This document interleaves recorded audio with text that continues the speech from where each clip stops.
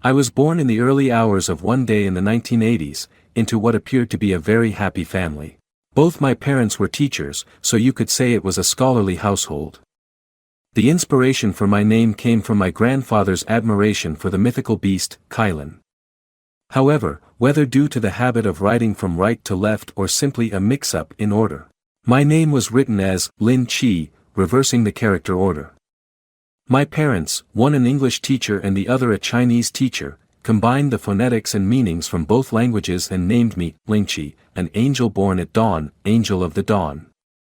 My father's surname is Niu, so my full name is Niu Lingqi. When I grew up, I casually searched online and found many people with the same name. Embarrassingly, most of the other Niu Lingqis were female. But for me, the name remained special because of its unique origin, a reversed and modified Kylin. Due to their busy work schedules, my parents hired a nanny to take care of me.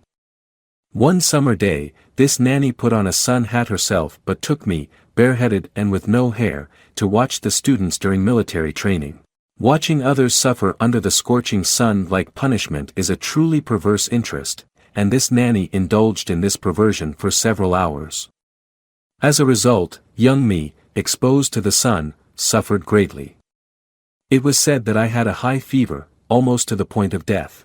This incident brought a lot of trouble to my childhood. In my home, there once was indeed an angel. Except for its golden wings, the rest was all white. It had its head tilted, legs slightly curled, hands raised as if about to clap, and holding a jingle bell that was slightly disproportionate to its delicate face, tilting slightly forward. Porcelain. It was a wedding memento of my parents. Once, the angel accidentally fell to the ground, breaking its wings.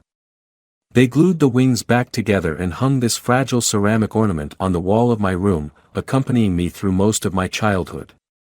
They always wished that this little thing could fly, to fly the way they wanted it to.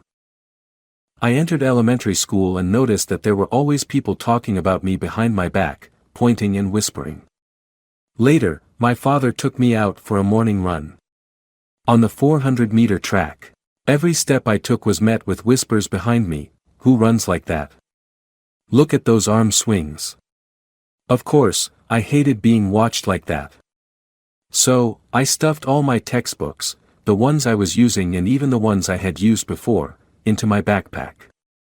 This way, I could attribute any awkward movements to the weight I was carrying, and when I unloaded, I could claim that I was so used to carrying the weight that not carrying it felt unnatural. On the way, I carried a fully loaded backpack. At school, I read from a fully loaded backpack. At home, I still liked to hold a book in my hands and read, which cultivated my good reading habits. My father bought me a set of 100,000 Ys when I was very young, and my mother taught me how to use a dictionary early on.